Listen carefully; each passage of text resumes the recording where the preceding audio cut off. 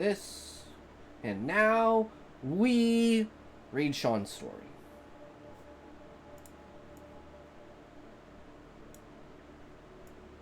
Just get rid of this, pull this up, put that there. So you wonder what percentage of a video qualifies as a view. Clicking on the video counts as a view. You click on the video, you go to the screen, you click off, that counts as a view. It's the view versus retention rate. If you get 200 views and they only stay for 5 seconds, the algorithm will dump your thing. If you get 5 views and they all stay for 10 minutes, the algorithm will bump your... So it's a ratio between how many people are watching and how long they're watching for. And that, because there's technically 4 things that the algorithm does as far as, like, research has shown, right? Views, likes, and comments. The length of a view, coming back to the channel and watching different videos on that channel.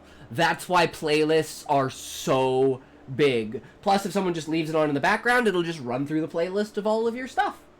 So it's just free views, free engagement, free interaction. You can turn 1 video into 10 videos, right? And then they like you enough that they just keep coming back. That's, as far as I know, that... So, like, the view can't... Like, you can get 1 million views, but it's not really that 1 million people watched your video. 1 million people clicked on it.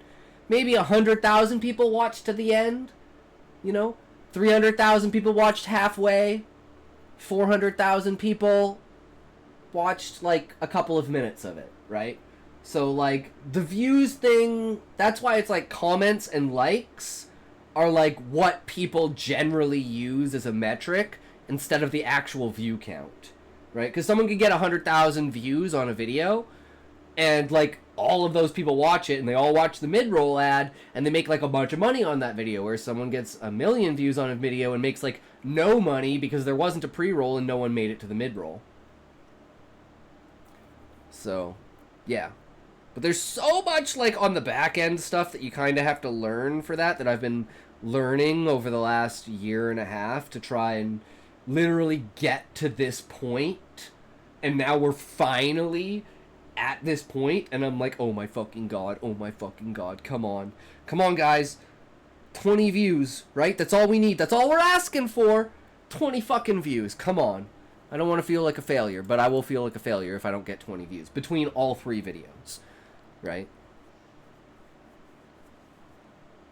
So we'll see. So this is Sean's story, chapter 43. Let's go. Please, please, please teach me how to drive that thing. Please. Carrie was quite comical in her depression to get behind the wheel of the shiny new to her toy. We hadn't even left the table yet. Mary giggled good-naturedly. Calm down, it's not going anywhere. I already said that I would. The whole family smiled. Honestly, Carrie, you're acting as if driving that thing is just as if not more if not more important than getting to breed. Vanessa chided lovingly. Alexander and Matt both chimed in with an ugh, despite their differences. The topic of breeding wasn't something either liked to contemplate. I could probably get any number of men from James's homeland. This, though, it's amazing. What is it called? I laughed. Talking like that, you sound more like a woman from Earth. Forget about men. I want the toy. Honestly, James, your sense of humor is so embarrassing. I'm sorry about him. I never could break him of that habit. I don't care about any of that. I want to know how to drive that thing. Okay, calm down. It's an automobile. And mine specifically is called a samurai, which is a type of sport utility vehicle. It's rugged enough to go without pavement, but not really good for hard trails or rock crawling.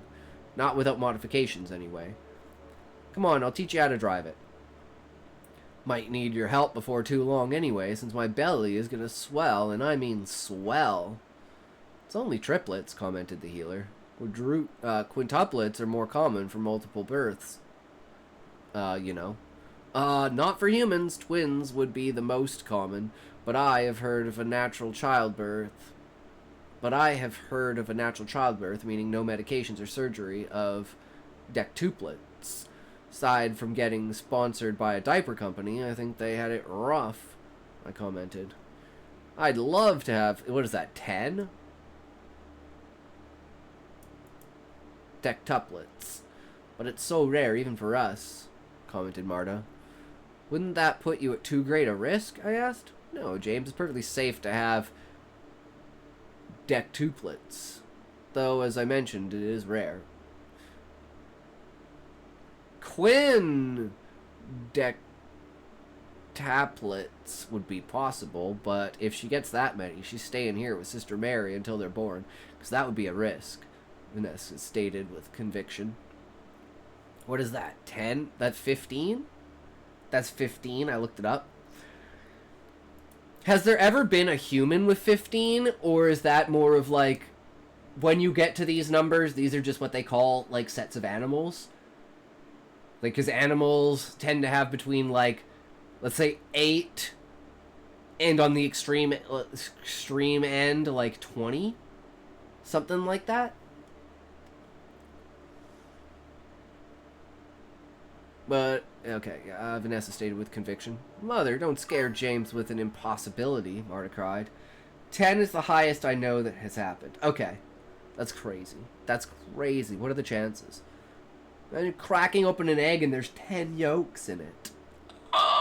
I have seen multiples of double oaks. I've seen 3 triple oaks or 4 triple oaks. I've seen like 6 across the entire family. Maybe 8. Never seen 4. I've seen videos of 5. Now anything I see, though, I think is AI generated.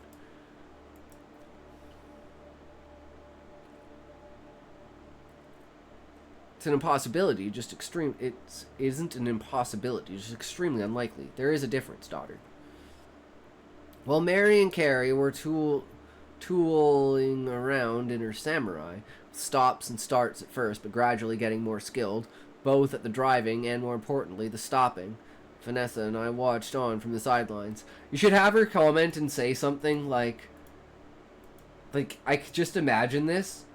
James being, like, completely, like, I don't know if this is just my humor setting in here, Sean, but I'd imagine James saying something along the lines of, don't forget to use 2 feet. Just to completely fuck with, wait, was it Marta who the fuck wanted to drive? It was Marta, right? Or did she interject? I don't remember. Whoever wanted to drive. Because you know how you only use, like, the first rule of driving is you only use 1 foot, so you can never press the gas and the brake at the same time. Carrie is driving. Okay. Oh, right, it says right here. I'm fucking retarded. I lost the plot, but you get what I mean, right, Sean? So, I don't know, I just like that sense of humor of just trying to fuck people off on the start with, like, the most minuscule thing. It's like, oh, what's the most basic rule? Let's fuck with it. Don't forget to use 2 feet. What do you mean 2 feet? Oh, never use 2 feet. Why not 2 feet? Oh, because then you don't press the brake or the gas at the same time, so you always only want to use 1 foot. But then again, I don't think James would think of it as that as a joke. Yeah, that's why I'm like, huh. But that's just me inserting, right? Being like, huh. It seems like that'd be more dangerous than anything. Those are the stupid jokes that I would make. But it would incite the conversation of, oh, now you have a moment that's instilled that makes it now known to you that the first rule is only ever use 1 foot. So that's kind of how I think about it, is like creating an instance in which they will remember, and it's also creating a sense of sometimes there's false information, so don't listen to everyone, because everyone will try to critique you on it. Like, that's where I come from with it. When I would, like, say something like that to someone, like if they're brand new at something, I would give them literally the worst, the opposite of the main advice. Like, for instance, if someone said to start writing and I wanted to make a joke, I'd say, okay, first thing you do is spend 20 years brainstorming. Don't even think about writing about on the paper until you have, like, 20 years of world building in your head. And then that sets you up for knowing and having an event that would say, don't ever spend 20 years just brainstorming. Throw it on the paper. Getting it on the paper is actually the most important thing, right? And then you have this kind of moment to think back on that has an event that will spark it saying, I've got to put things on paper. Don't let myself just sit there and have infinite brainstorming, right? That's how I view it. Then you get behind the wheel of a manual and you have to use the clutch with one foot while the gas and brake are the other foot. Yeah. That's the other thing I was going to say, Sean, is that this is that's probably a bad way to go, too, because didn't she say that the Samurai was a manual? So, yeah, she would be using 2 feet. But that's just, you know, me with non-mechanical, like, you know, I don't drive. I can't drive. So I'm again, the worst person to give you advice on how to drive. I haven't driven in, like, 8 years. While Mary and Carrie were tooling around in their Samurai with stops, truck is manual, Samurai... Oh, the Samurai is automatic. Oh, okay, so I'm just backwards. I'm just retarded. Don't worry about it. I'm just retarded. Simple retardation with a retard. It's just retard alert, retard alert, retard alert.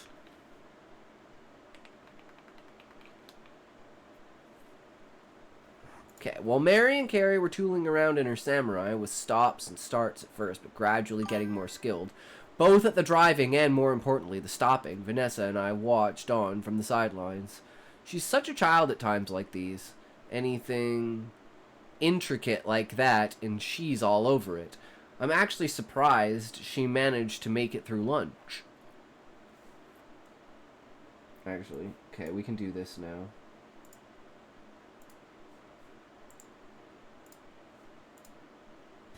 Forgot about this. There we go.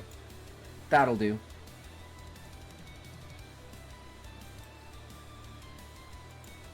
Tangents in bold! True, Sean. All about the tangents. What fun is it without the tangents? There's no interaction. It's just a story. It's not a stream. It's just a story without tangents. You gotta have tangents.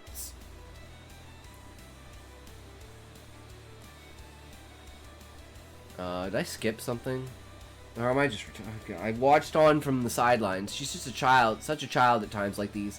Anything intricate like that, and she's all over it. I'm actually surprised she managed to make it through lunch. How can we get new inspiration without tangents leading to new thoughts? Exactly, Sean. And then you just wind up in this stagnant, static loop of simplicity without tangents. Tangents brings in the whole new aspect, right? The rabbit hole of we could wind up anywhere, you know? You're standing in line at Subway, talking about Dragon Ball Z. Next thing you know, you get to the counter and you're talking about eating dead babies. It fucking happens sometimes, you know? Like, it's the way that it is. More importantly, the stopping.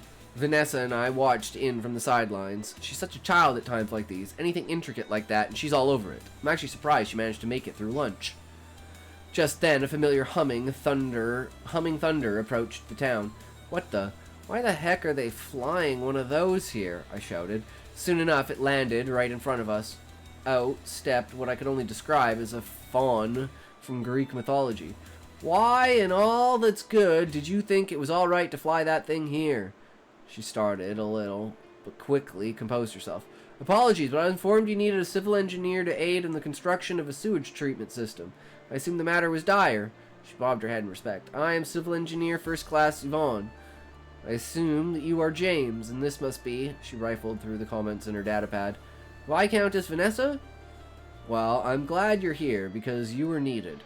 But claiming it's dire is a bit of a stretch. These folks have never had a sewage treatment system before, and that's why we need you. Building a settlement from scratch to include sewage treatment is almost a simple matter compared to installing one with a city already in place. What's done is done, I suppose, and no sense crying about it. A group of armed guards stomped into the courtyard in response to the sudden arrival of a flying craft.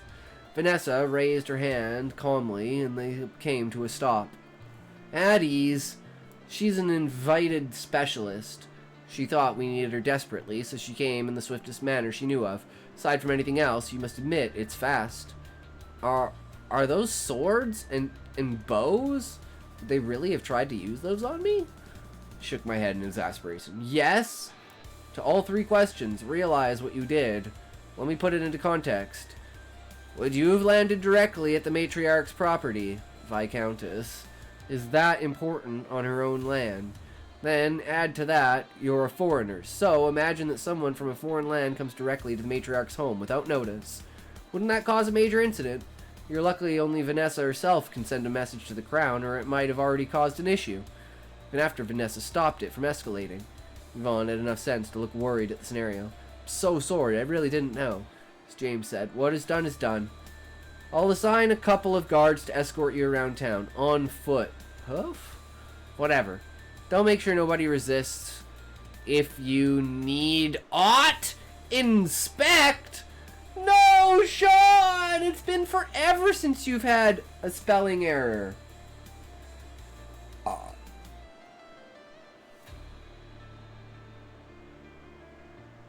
I'm not disappointed, Sean, I swear. I'm not disappointed.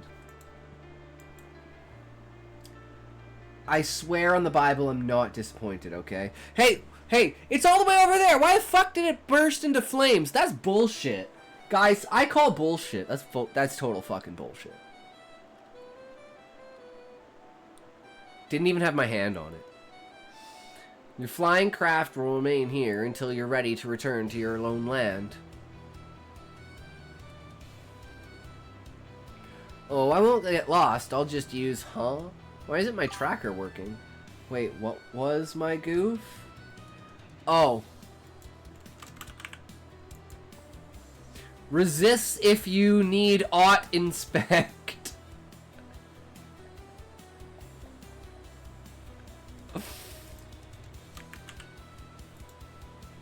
Need to inspect property closely and prevent you from getting lost while doing so.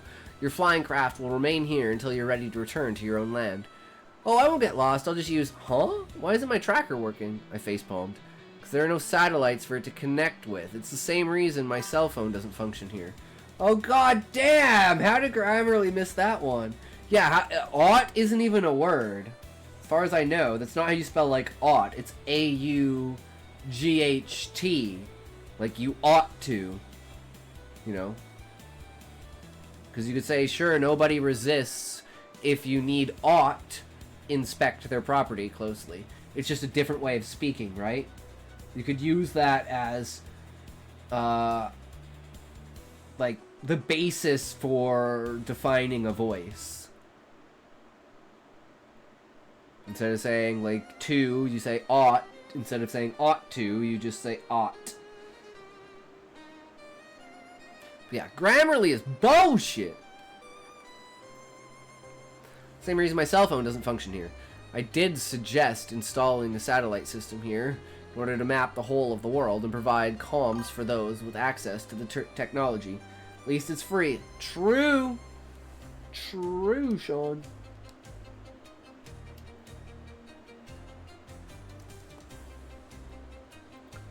Fucking $80. I wonder where Beezus is now. Is he sitting somewhere being like staring at the stream but not being able to connect? Or is he like lurking in the background and never saying anything? And just like, oh god, that $80. He's gonna call me on that $80. GPS 2. At first, only my treehouse would have access, aside from when your people come for a visit. But that hasn't happened at all yet. How can anyone navigate without a tracker? Memorization and maps? It's worked for countless millennia. You're just spoiled with tech. Going to. Have already, I would say.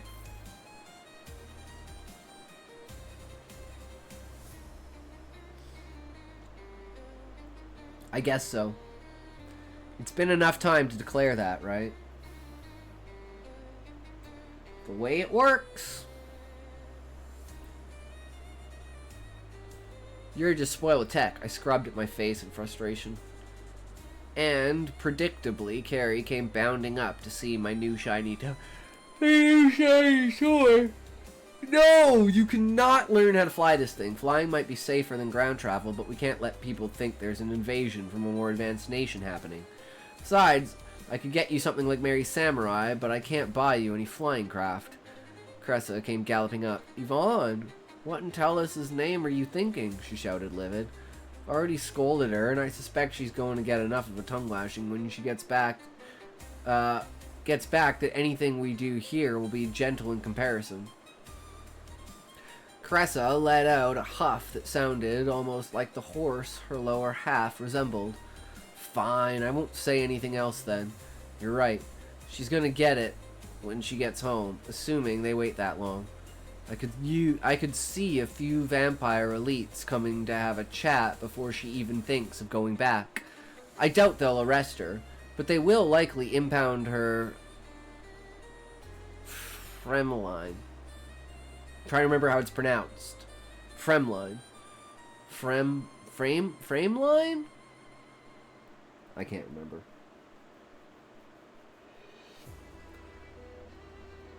Until she returns, and the creds to get back wouldn't be a small amount. What? Yvonne was panicked now. Sooner you get started on the project, the sooner you can return to deal with consequences. I want a detailed, thorough, thought-out plan completed by tonight, and be ready to guide the construction tomorrow. If you walked here, you could have done things leisurely, but since you flew here... Yvonne nodded frantically. Vanessa pointed to two of the guardswomen who had come in response to the craft. They nodded, and Yvonne made to take off with them. I'm coming with you. I don't feel right leaving you alone. I love you like a sister, but after this, I'm not leaving you alone. Indeed, Lady Cressa, I appreciate you watching over her. Do make sure she understands the difference between your men and ours. Cressa bowed in respect to Vanessa. Aw, but I wanted to learn about that flying craft, whined Carrie.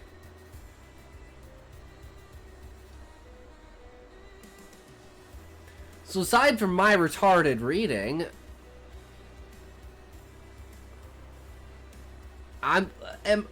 Sean, I think Cressa's fucking annoying. Am I supposed to think Cressa's fucking annoying?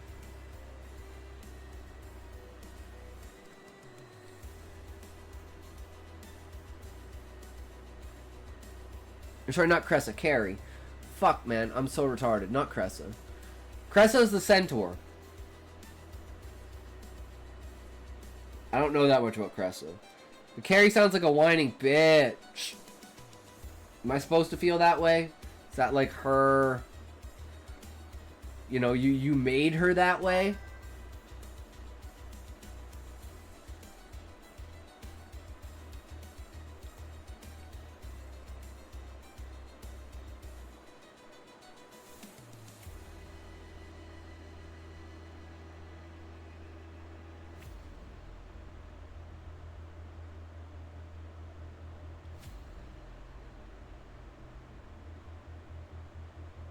I'm trying to remember who Carrie is.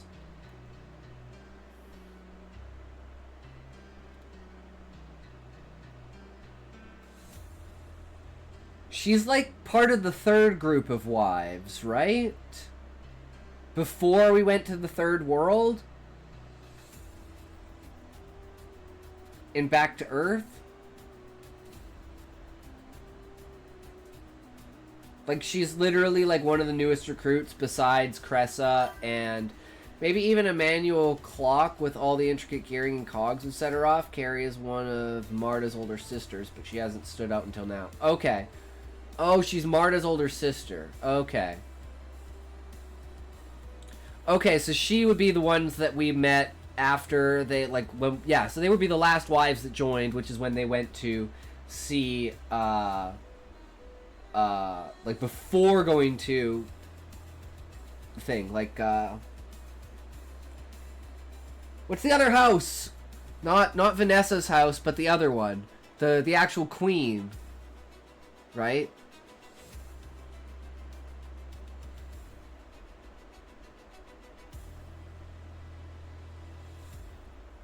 I'm trying to remember, they went somewhere else that was not the Viscountess, it was the Queen, She's not a wife at all. We really only met her a couple times. Once at Vanessa's Manor, then again during the fight with the slaver ship. Okay. Yeah, I just don't know enough about her. So I guess I'm trying to place where she comes from, but I can't because she hasn't been that important before.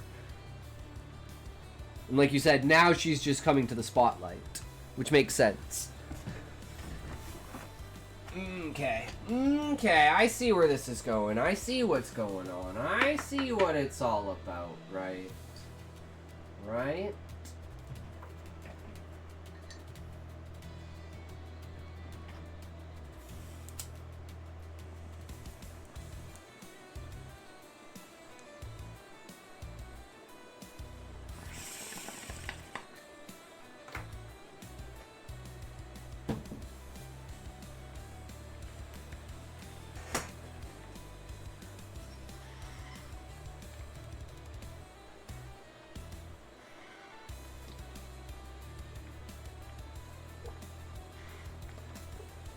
Dabble and ads, add a dabble, dabble ads, dad ads, add ads, dad ads, dead ads, dead ads, dead ads, dead dad ads, dad dead ads, dead dad ads, did dad, did dad, did ads, did or dude, it did. Did ads do it, guys? Did ads do it? Oh, we will never know if the ads did it or not. Who knew? Who knew if the ads could do it? I sure didn't. I sure didn't know the ads could ever do it. That's just horrible, isn't it? The ads would never. I wouldn't. No, you know what? No, I don't think ads would ever do that, guys. I think we're all coming to the wrong conclusion about ads. I think we need to do something else about this, okay? Like we can't keep this up anymore, right? Like, down with the ads! It's a bad. Okay, that's a bad. Kids don't do ads, okay? It's a bad. Okay.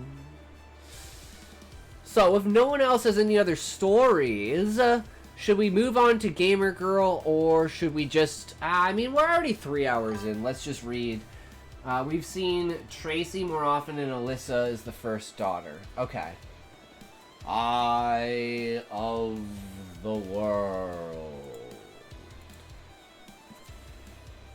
Book 1 of the Wheel of Time. Chapter 22.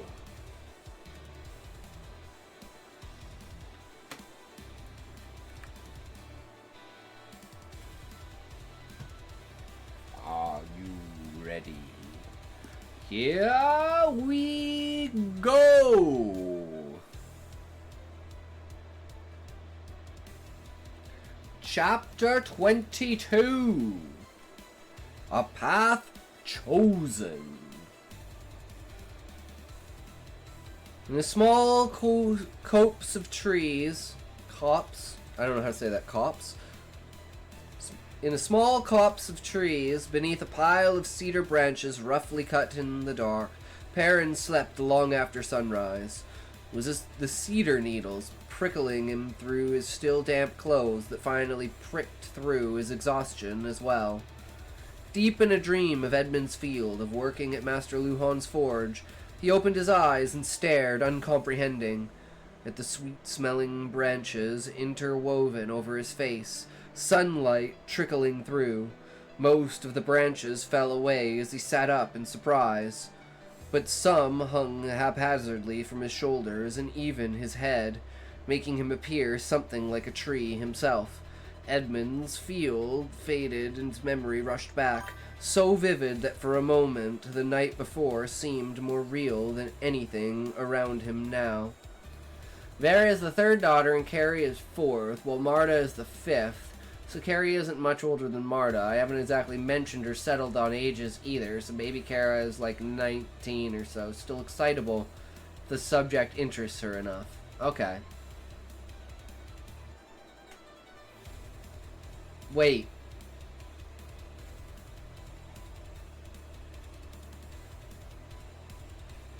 Wait. Sean.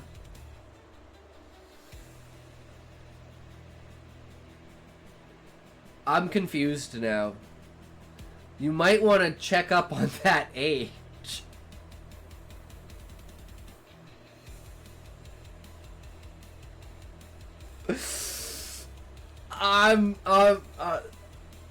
I'm confused.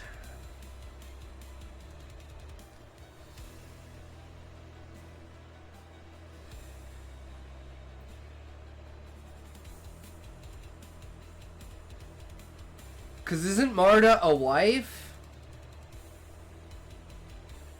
Put Marta at like 16 to 17 or even 18, but that would still be too close. I feel like a year and a half, 2 years between siblings is usually like how it goes, right? 9 months to get pregnant, 9 months of pregnancy.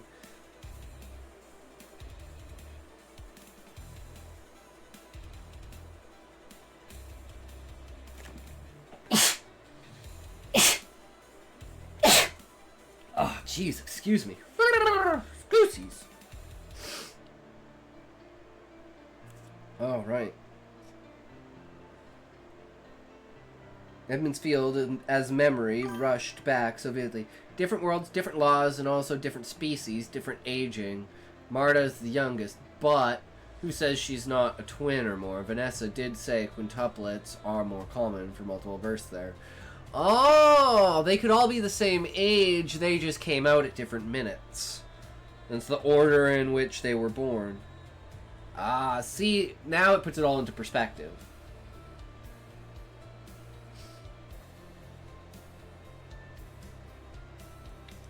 So I was expecting her to be more like 24 or 25, right? And then, like, the youngest of them would be, like, 19. Which would be, like, Vessa. But I guess there's also different aging, right? If they're different animals and they age at those same kind of relevant years, you know, 100 years to a human is not the same as 100 years to a dog, right? So if they mature, let's say, at, like, age 7, and they only live to be 35 or 40, right? Then that's not weird. Because it's a percentage of age as well as maturity, right? And that Alyssa was solo and the rest were born together. Okay. Cool. Interesting. Love picking the brain over it. Panting, frantic, he scrabbled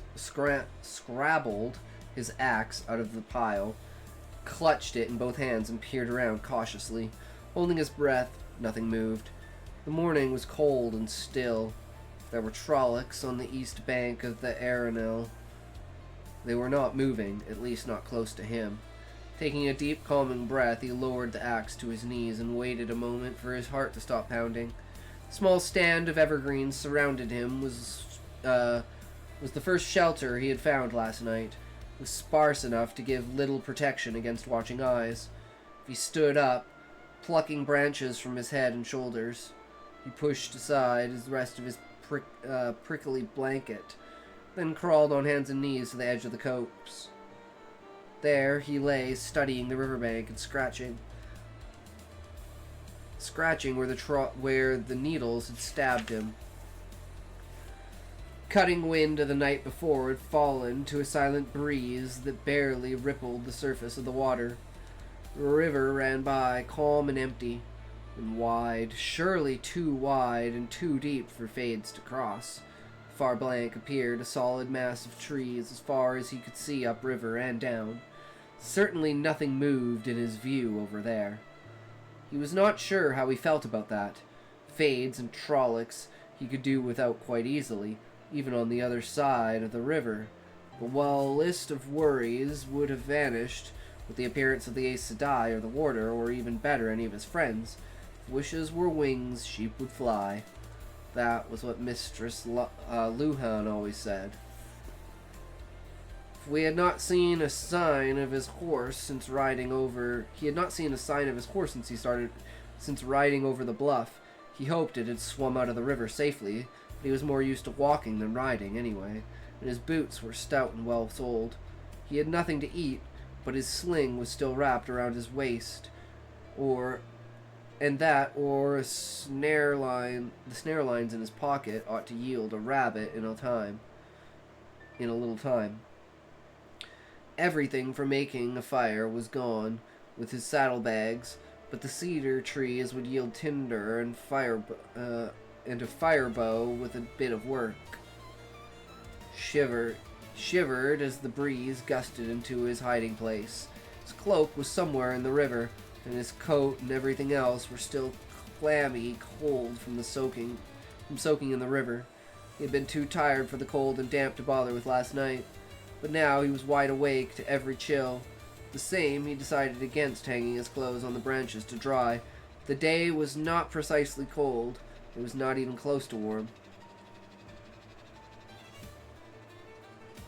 Time was the problem, he thought with a sigh. Dry clothes with a little time.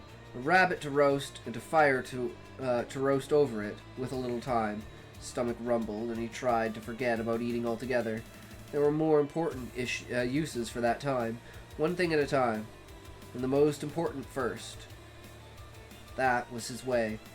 His eyes followed the strong flow of the Arenal downriver. He was a stronger swimmer than Egwin. If she had made it across, no, not if, the place where she had made it across would be downriver. He drummed on the ground with his fingers, considering. His decision made, he wasted no time in picking up his axe and setting off down the river. This side of the Arenal lacked the thick forest of the west bank. Clumps of trees spotted across what would be grassland if spring ever came. Some were big enough to be called thickets, with swaths of evergreens among the barren ash and alder and hargum. Down by the river, the stands were smaller and not so tight. They gave poor cover, but they were all the cover there was. He dashed from growth to growth in a crouch, throwing himself down when he was moving among the trees to study the riverbanks, the far side as well as his. The warder said the river would be a barrier to fades and trollocs, but would it? Seeing him might be enough to overcome their reluctance to cross deep water. So he watched carefully from behind the trees and ran from one hiding place to the next, fast and low. Covered several miles that way, in spurts, until suddenly, halfway to the beckoning shelter of a growth of wild willows, he grunted and stopped dead, staring at the ground. Patches of bare earth spotted the matted brown of last year's grass. In the middle of one of those patches, right under his nose, was a clear hoof print. Slow smile spread across his face. Some trollocs had hooves, but he doubted if any wore horseshoes, especially horseshoes with the double crossbar Master Luhan added for strength. Forgetting possible eyes on the other side of the river, he cast about for more tracks. The plaited carpet of dead grass did not take impressions well, but his sharp eyes found them anyway. The scanty trail led him straight away from the river to a dense stand of trees, thick with leather leaf and cedar that made a wall against wind for prying eyes. The spreading branches of a lone hemlock towered in the middle of it. Still grinning, he pushed his way through the interwoven branches, not caring how much noise he made. Abruptly, he stepped into a little clearing under the hemlock and stopped. Behind a small fire, Egwin crouched, her face grim with a thick branch held like a club and her back against Bella's flank. "I guess I should have called out," he said with an abashed shrug. Tossing her club down, she ran to throw her arms around him. "I thought you would drown. You're still wet. Here, sit. Sit by the fire and warm yourself. You lost your horse, didn't you?"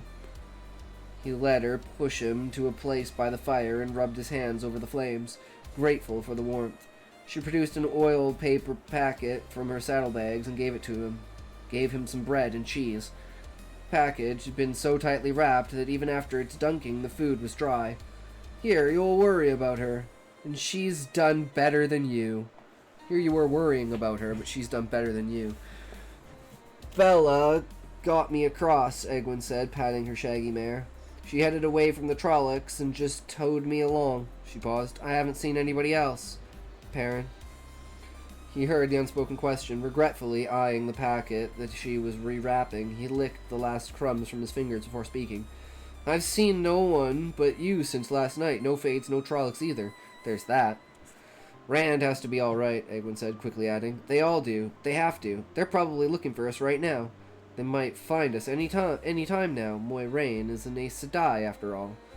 I keep being reminded of that, he said. Burn me. I wish I could forget.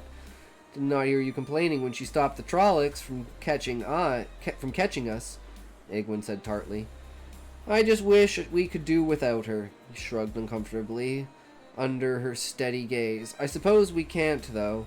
I've been thinking, her eyebrows rose, but he was used to surprise whenever he claimed an idea, even when his ideas were as good as theirs. They always remembered how deliberate he was in thinking of them. We can wait for Lan and Moiraine to find us. Of course, she cut in. Moiraine Sedai. She said she would find us if we were separated. He let her finish, then went on. Or the Trollocs could find us first. Moiraine could be dead, too. All of them could be. No, Egwin, I'm sorry, but they could be. I hope they're all safe. I hope they'll wake up to this fire and walk up to this fire any minute. But hope is like a piece of string when you're drowning. Just isn't enough to get you out by itself. Egwin closed her mouth and stared at him with her jaw set. Finally, she said, You want to go down river to Whitebridge. If Moiraine Sedai doesn't find us here, that's where she will look next. I suppose, he said softly, that Whitebridge is where we should go, but the Fades probably know that too. That's where they'll be looking. And this time, we don't have any Aes Sedai or Warder to protect us. Suppose you're going to suggest running off somewhere, the way Matt wanted to, hiding somewhere the Fades and Trollocs won't find us, or Moiraine Sedai either. Don't think I haven't considered it, he said quietly, but every time we think we are free, Fades and Trollocs find us again. I don't know if there is any place we could hide from them. I don't like it much, but we need Moiraine. I don't understand then, Perrin. Where do we go? He blinked in surprise. She was waiting for his answer, waiting for him to tell her what to do. It had never occurred to him that she would look to him to take the lead. Egwin never liked doing what someone else had planned out, and she never let anybody tell her what to do, except maybe the wisdom. And he thought sometimes she balked at that.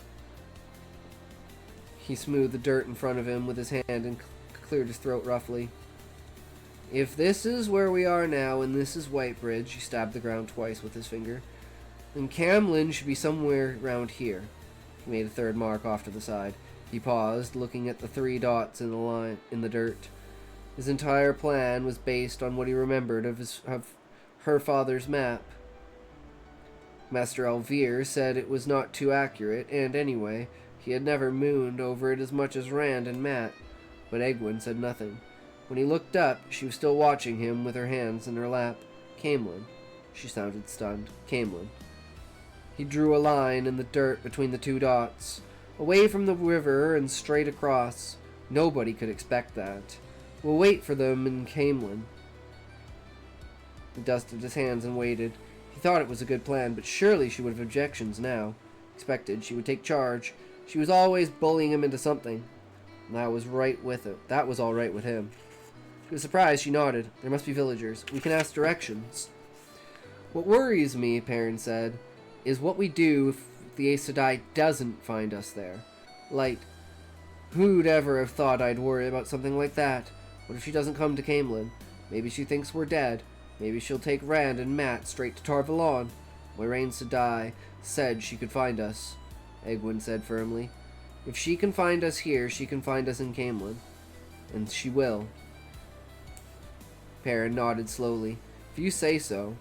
But if she doesn't appear in Camlin in a few days, we go on to Tar Valon and put our case before the Amerlin seat. took a deep breath. 2 weeks ago, you never even seen an Aes Sedai, and now you're talking about the Amyrlin seat. Light. According to Lan, there's a good road from Camelin. He looked at his oil paper packet beside Egwin and cleared a throat. With chance of a little more bread and cheese? This might have to last a long time, she said, unless you have better luck with snares than I did last night. At least the fire was easy. She laughed softly, as if she had made a joke, tucking the packet back into her saddlebags. Apparently there were limits to how much leadership she was willing to accept. His stomach rumbled. In that case, he said, standing, we might as well start now. But you're still wet, she protested. I'll walk myself dry, he said firmly, and began kicking dirt over the fire. If he was the leader, it was time to start leading. The wind from the river was picking up. That was a pretty short chapter. But it gets us on going what we need to do, right? That's the important thing. Gets us on going what we need to do. So, now, since that was a pretty short chapter,